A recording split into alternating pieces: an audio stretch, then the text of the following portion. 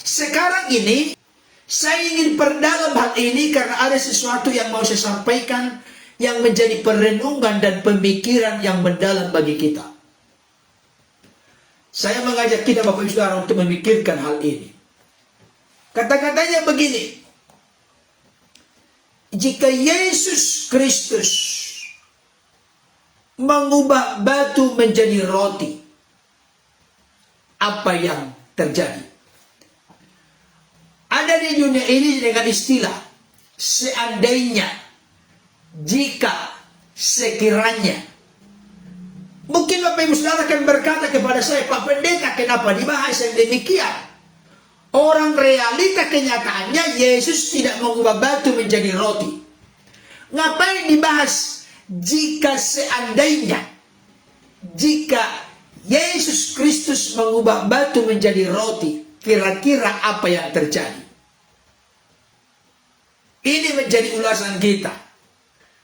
Jadi saya masih tetap dalam posisi bidang kehidupan Yesus yang dicobai dalam tubuhnya. Karena terkait dengan batu menjadi roti. Kita tahu Yesus telah berpuasa selama 40 hari 40 malam. Dan Alkitab berkata kemudian laparlah Yesus. Maka mengubah batu menjadi roti adalah sesuatu yang sangat penting. Sebenarnya secara tubuh, secara fisik, secara jasmani, yang menjadi suplai yang perlu untuk dinikmati, dimakan oleh Yesus yang telah lapar karena berpuasa 40 hari 40 malam. Nah, tema kita kali ini saya buat, jika Yesus Kristus mengubah batu menjadi roti, apa yang akan terjadi? Saya ulangi kembali. Barangkali di antara Bapak Ibu Saudara ada yang berkata, Pak Pendeta, kok kita membahas jika? Kita membahas seandainya. Kita membahas sekiranya. Saya mau sampaikan ini adalah langkah preventif. Langkah perlindungan. Langkah pemeliharaan. Langkah proteksi bagi kita. Supaya kita benar-benar mengarahkan hati pikiran kita. Fokus memikirkan. Dan kita harus hati-hati mengelola kehidupan ini secara arif dan bijaksana. Makanya saya buat kalimat, seandainya Yesus mengubah batu menjadi roti, apa yang akan terjadi? Kenapa banyak orang Kristen mengalami kejatuhan dalam hidup? Kenapa banyak orang Kristen meremehkan dosa? Karena tidak pernah merenungkan, memikirkan secara matang, secara mendalam tentang apa dampak yang akan terjadi, tentang apa yang akan dituai dari apa yang telah ditabur itu. Saudara dikasihi Tuhan, jujur saya berkata kepada kita. Dari kemarin saya merenungkan, Tuhan, besok saya akan membahas bidang kehidupan Yesus yang dicobai adalah dalam konteks jiwanya. Yaitu dibawa ke hubungan baik Allah. Tetapi saya merenung lagi. Ternyata ada sesuatu yang perlu saya golkan kepada kita. Saya tandaskan kepada kita. Saya daratkan ke dalam hati kita. Seandainya Yesus mengubah batu menjadi roti, apa yang akan terjadi? Udah nangkap maksudnya kita mempelajari hal ini? Memang kita tahu Yesus tidak jadi mengubah batu menjadi roti. Karena Yesus mengalahkan iblis dengan cara mengutip firman Allah. Manusia hidup bukan dari roti saja, tapi dari setiap firman yang keluar dari mulut Allah. Tapi Bapak Ibu Saudara, pernahkah berpikir, pernahkah membayangkan, pernahkah coba untuk membuka hati pikiran kita? Oh iya Tuhan, apa kira-kira yang terjadi kalau sampai Yesus mengubah batu menjadi roti? Apa yang akan terjadi? Pernahkah Bapak Ibu Saudara berpikir demikian? Kita perlu pikirkan demikian. Supaya ini menjadi mutiara kebenaran yang bisa membuat hidup kita dalam super kehati-hatian ketika kita mau melakukan sesuatu. Harus dipikirkan dengan matang. Harus dengan cara yang sangat terukur. Supaya jangan sampai nasi sudah menjadi bubur. Supaya jangan sampai terlambat. Nah, mari kita pikirkan. Jika Yesus mengubah batu menjadi roti, apa yang akan terjadi? Pertama-tama ingin saya sampaikan berupa pertanyaan kepada kita supaya menusuk dalam hati kita. Pertanyaannya begini, tolong dijawab Bapak Ibu Saudara. Apakah Yesus mampu mengubah batu menjadi roti? Coba kita jawab. Apakah Yesus mampu atau sanggup mengubah batu menjadi roti? Jawabannya pasti mampu. Pasti sanggup. Pasti bisa. Jangankan mengubah batu menjadi roti. Kita lihat dalam sejarah kitab-kitab Injil. Yang lumpuh berjalan, tuli mendengar, buta melihat, yang kusta menjadi tahir. Orang mati sudah berbau busuk. 4 hari dalam kubur, Lazarus bisa kembali dihidupkan dari antara orang mati. Tidak ada yang mustahil bagi Yesus. Dia mampu untuk mengubah batu menjadi roti. Perhatikan baik Bapak Ibu Saudara. Kalau seseorang memiliki potensi, power, kuasa untuk melakukan sesuatu, apakah dia akan melakukannya? Ini pertanyaan untuk kita. Bapak Ibu Saudara mampu, dapat, sanggup, bisa melakukan sesuatu. Karena Bapak Ibu Saudara punya otoritas untuk melakukan itu. Apakah Bapak Ibu Saudara akan melakukannya? Ini pertanyaan jebakan Bapak Ibu Saudara. Ada di antara kita mungkin barangkali akan lebih cepat, lebih baik menjawab. Saya akan melakukan. Kenapa? Karena saya mampu. Apakah sesederhana itu kita mengambil konklusi, kesimpulan untuk mengambil tindakan kita akan melakukan karena kita mampu?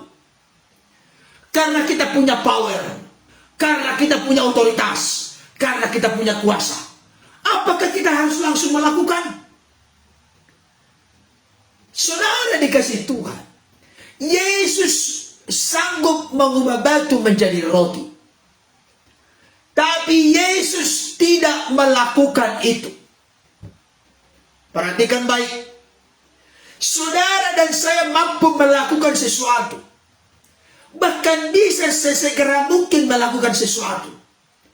Apakah karena modal mampu melakukan sesuatu, ada peluang, ada kesempatan melakukan sesuatu, kita akan melakukan sesuatu itu? Tunggu dulu, kita harus dewasa Bapak Ibu Saudara. Pertanyaan berikutnya harus dilontarkan kepada pertanyaan ini. Apakah kita mampu melakukan sesuatu? Mampu.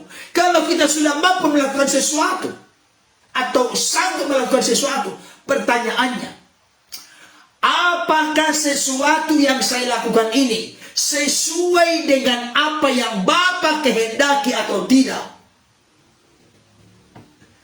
Harus sampai ke sana Bapak Ibu Saudara. Saya mau sampaikan contoh kepada kita saat ini. Untuk kita renungkan bersama tentang apa yang terjadi jika Yesus mengubah batu menjadi roti. Dampaknya 180 derajat kepada hal yang sebaliknya. Dengarkan baik, contoh ini. Kita ambil dulu contoh sebelum menggolkan hal ini. Dengarkan baik. Apa yang dilakukan oleh abang-abang Yusuf kepada Yusuf?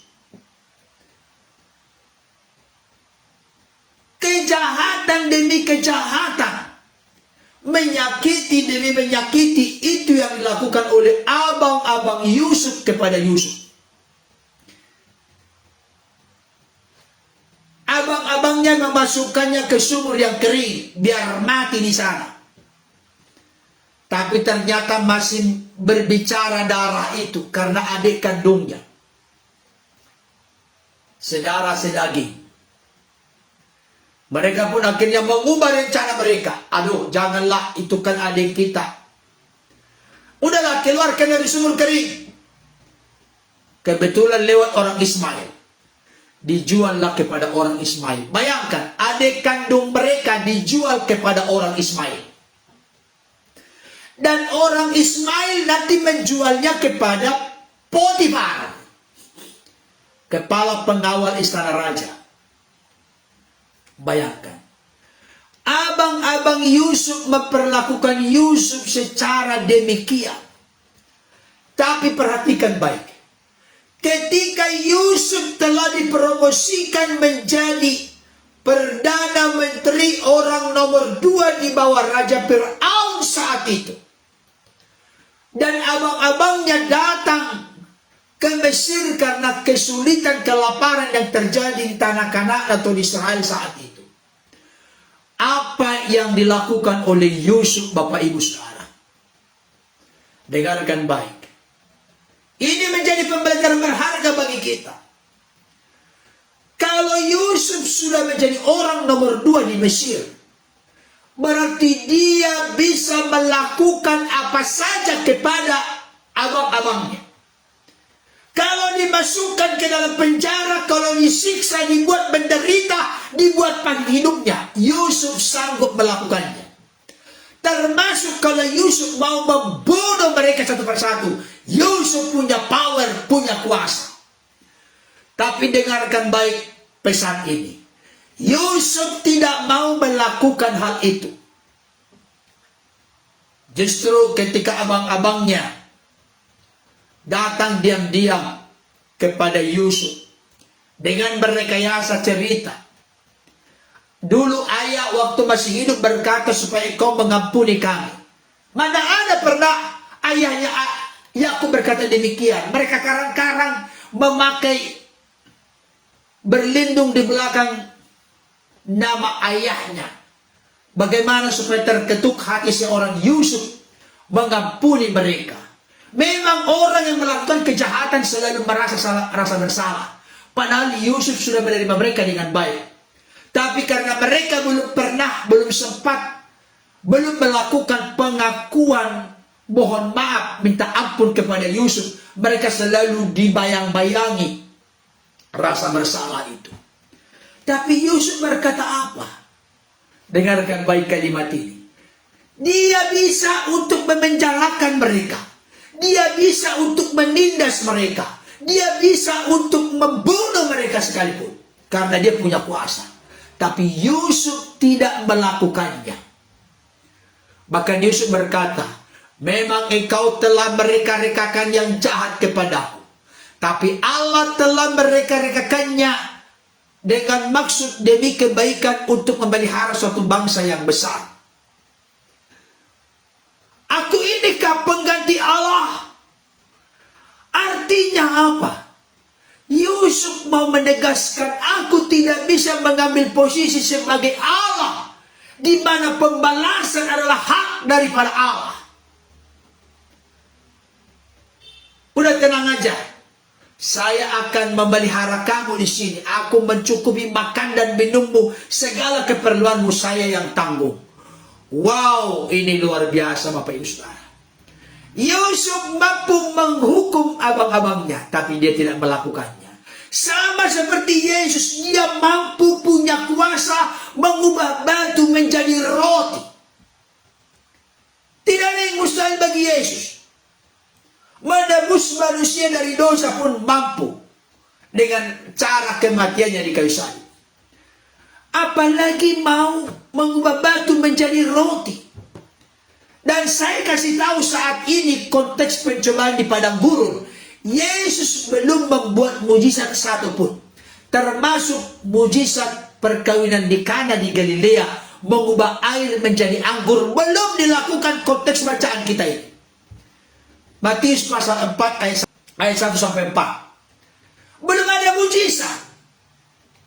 Coba bayangkan Bapak Ibu Saudara, kalau dia membuat mujizat, maka tentunya hal itu menjadi sesuatu yang spektakuler di hadapan manusia, di hadapan orang-orang di sekitarnya saat itu. Tapi Yesus tidak mau mengubah batu menjadi roti. Saudara dikasih Tuhan, saya mau tanya kepada kita. Adakah kemampuan di antara Bapak Ibu Saudara untuk melakukan sesuatu sekarang ini? Ketika punya kemampuan, apakah Bapak Ibu Saudara akan melakukannya? Kalau hal itu yang baik, yang positif, menyukakan, menyenangkan Tuhan, sesuai dengan kehendak, keinginan, dan kesukaan Tuhan, lakukanlah. Tapi jangan gegabah. Perhatikan baik. Kalau misalnya Yesus mengubah batu menjadi roti, dia pasti melakukan mujizat. Karena batu diubah menjadi roti. Tapi di waktu yang sama, perhatikan baik. Kalau Yesus mengubah batu menjadi roti, berarti dia melakukan mujizat. Dan Yesus mampu melakukannya. Tapi di saat yang sama, di hadapan manusia, dia melakukan mujizat. Tapi di hadapan Tuhan, di hadapan Bapa di sorga, dia gagal. Dia hidup di luar kehendak Bapa. Kita mau pilih yang mana, Bapak Ibu Saudara?